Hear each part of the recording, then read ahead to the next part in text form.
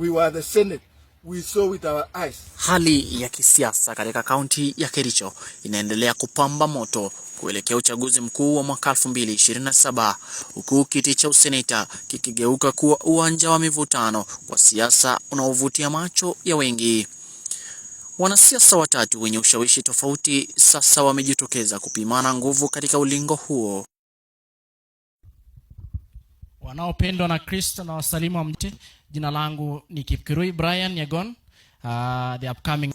Sio kwamba hatuna wengine, bali tumechagua kusisitiza na kuwaona hao watatu ambao wamefanya uwanja huo kuvutia zaidi. Thank you very much. Kwa upande mmoja ni Mheshimiwa Paul Chirchir Tarimbo, diwani wa wadi ya Kapsoit, anayejulikana kwa ukaribu wake na wananchi na miradi ya maendeleo mashinani. Wa West of the Rift, na ni vizuri sababu nyinyi directors uliongea jana. Kwa upande mwingine ni seneta wa sasa wa Kericho, Mheshimiwa Aaron Cheruiyot, anayelenga kuhifadhi kiti chake kwa muhula wa pili, akijivunia rekodi ya maendeleo na nafasi yake katika mijadala ya kitaifa. Lakini sura mpya imejitokeza.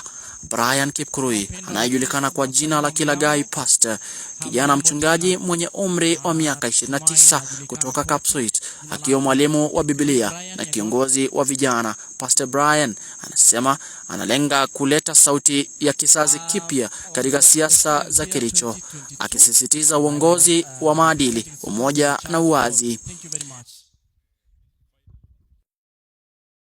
Samaki mkunje angali mbichi, na wachambuzi wanasema ujio wa kijana huyo unaweza kuamsha ari ya vijana wengi kuingia kwenye siasa zenye maadili.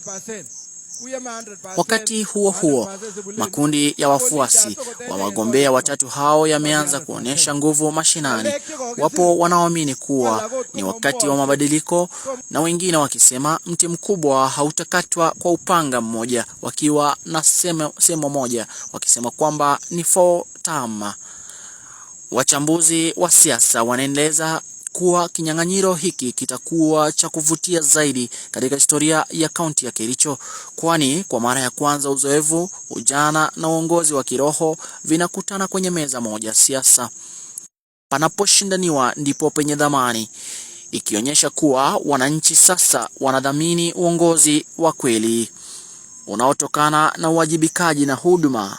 Lakini swali kubwa inabaki kuwa, je, mwaka 2027 wananchi wa Kericho watachagua uzoefu au uongozi wa kiroho au nguvu mpya za vijana?